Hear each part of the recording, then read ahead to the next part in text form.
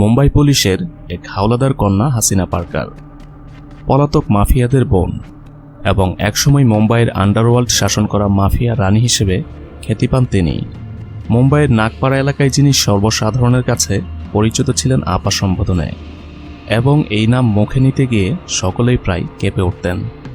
4 দশক জুড়ে একটি যুবতী থেকে 4 সন্তানের মা এবং সেখান থেকে আবার একজন গডমাদার হয়ে ওঠার মধ্য দিয়ে গড়ে উঠেছে নাগপাড়ার এই নারীর গল্প।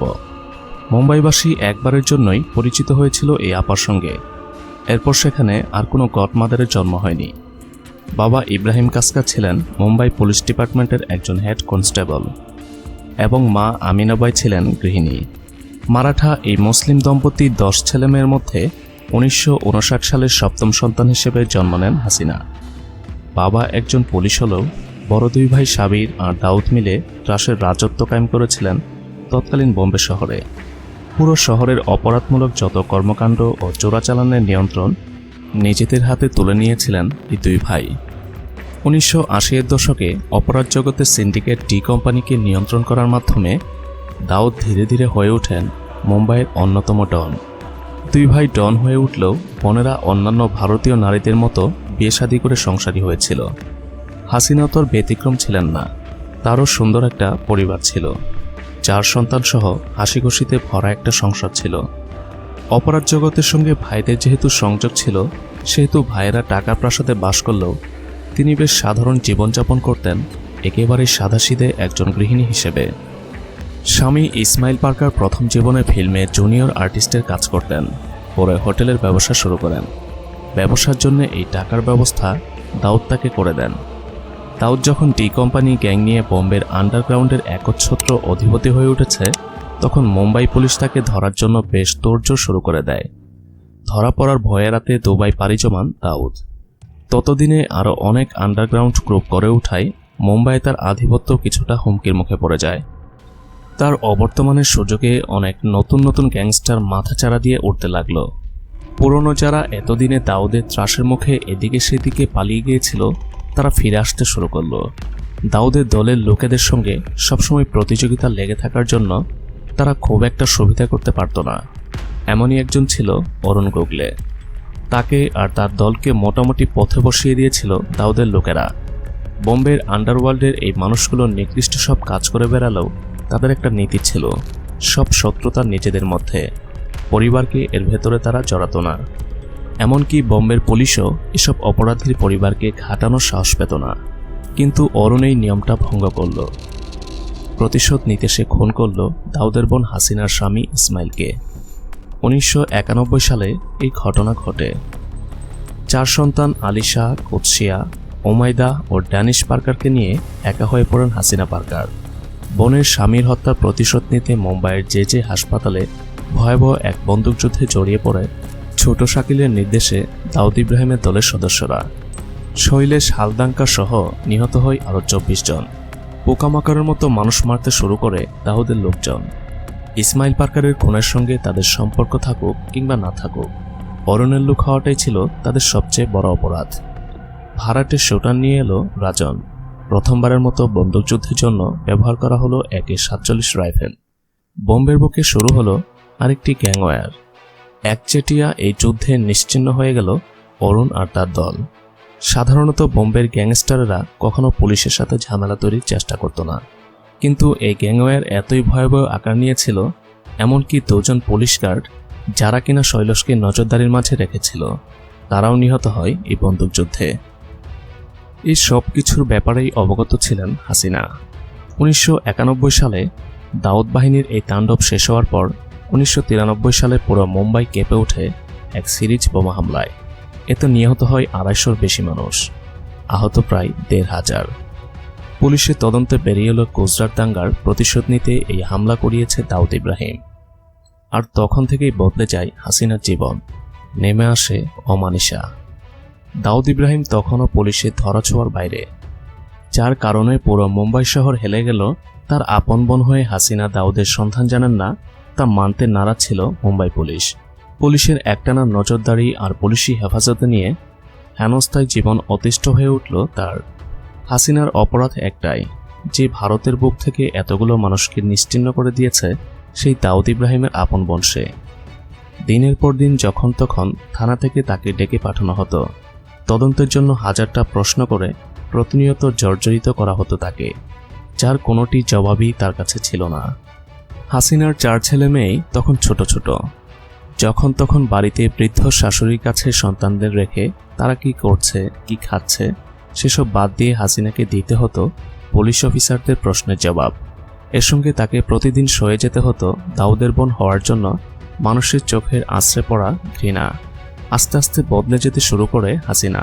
তিনি বুঝতে পারেন যে তিনি যতই নমনীয় হবেন ততই তার জীবন দুর্বিষহ হয়ে উঠবে। সিদ্ধান্ত নেন দাউদ ইব্রাহিমের বোনের মতো বনি এবার হবেন তিনি। ভাইয়ের ফেলে যাওয়া সাম্রাজ্য সামলানোর কাজ নিজের হাতে তুলে নেয় সে। নাগপাড়ার বিলাসবহুল গর্ডন হল অ্যাপার্টমেন্ট থেকে হাসিনা শুরু করেন তার যাত্রা। মুম্বাইতে অনেক গডফাদারের পর এবার আগমন ঘটে এক গডমাদার আপার। দাউদের প্রতিটা ব্যবসা বাণিজ্যকে চাঙা করে তোলার সিদ্ধান্ত নেয় হাসিনা। হাসিনার নেতৃত্ব নেওয়ার কথা শুনে দাউদের দলের লোকেরা সব এসে নিজেকে হাসিনা পার্কারের সেবায় নিয়োজিত করে দেন। 4 বোনকেই প্রতি বছর কোটি টাকা করে দিত দাউদ। তাদের প্রাচুর্যের অভাব ছিল না, তবে হাসিনা এবার নিজের সক্ষমতায় আর সুযোগ পেয়ে প্রতিটা ব্যবসাকে আরও বাড়িয়ে তোলার দায়িত্ব নিজের কাঁধে তুলে নেন।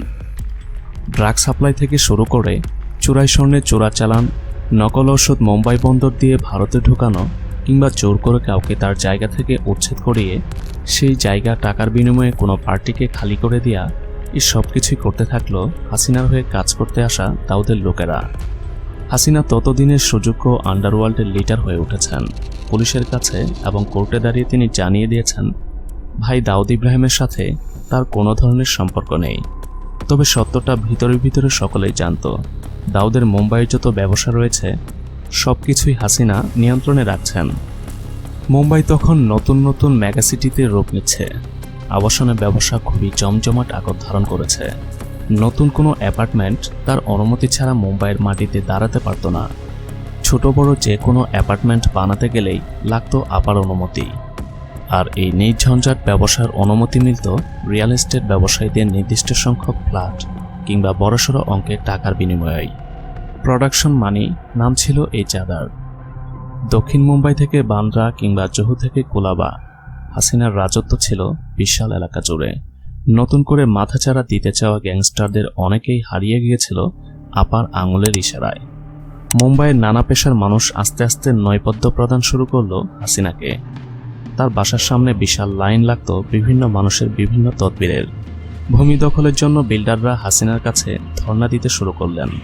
বস্তিবাসীর নিকট থেকে কেমন করে অনুমোদন আদায় করা যায় সে সম্পর্কে তাদের বুদ্ধি দিতে লাগলেন হাসিনা। মুম্বাইয়ের স্লাম রিডেভেলপমেন্ট অথরিটি এর মাঝে খুবই গুরুত্বপূর্ণ ভূমিকা পালন করতেন হাসিনা। এমনকি কোনো কেবল অপারেটর কোনো জায়গায় তাদের ব্যবসা স্থাপন করবে সেটি পর্যন্ত হাসিনার ইশারা ছাড়া সম্ভব হয়ে উঠছিল না। আর এই সব কিছুই সম্ভব হতো একটি নির্দিষ্ট পরিমাণ অর্থ প্রদানের বিনিময়ে।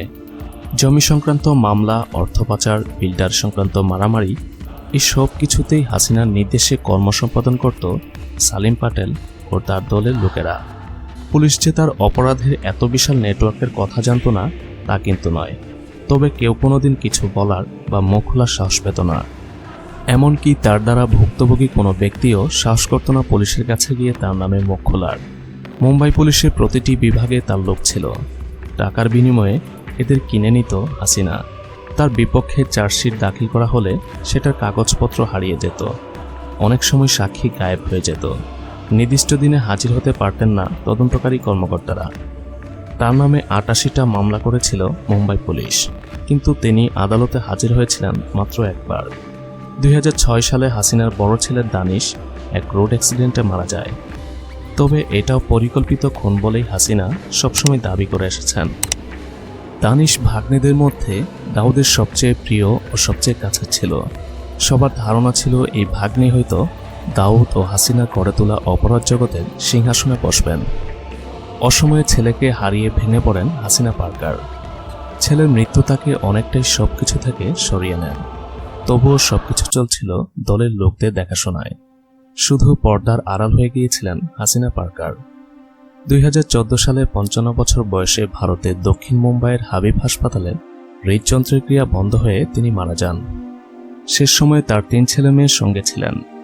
হাসিনা পার্কার এমন একটি সময়ে একজন আন্ডারওয়ার্ল্ড সম্রাজ্ঞী হয়ে উঠেছিলেন যখন মানুষ একজন নারী গ্যাংস্টারের কথা ভাবতেই পারত না। একজন অপরাধী হলেও এটি ভুলে যাওয়ার কোনো উপায় নেই যে তিনি শুরুতে শুধুই একজন সাধারণ নারী ছিলেন। আর এই সমাজ ও প্রশাসন ব্যবস্থা তার আপা হয়ে ওঠার পিছনে বিশেষ মদত জুগিয়েছিল। অপূর্ব লাখিয়ার পরিচালনায় হাসিনা পার্কারের জীবনী নিয়ে বলিউডের সিনেমা নির্মিত হয়েছে। তার নাম ভূমিকায় অভিনয় করেছেন শ্রদ্ধা কাপুর। পুরুষশাসিত অন্ধকার ওই সাম্রাজ্যে তার পদচারণার কাহিনী সিনেমা থেকে কম রোমাঞ্চকর কিছু নয়।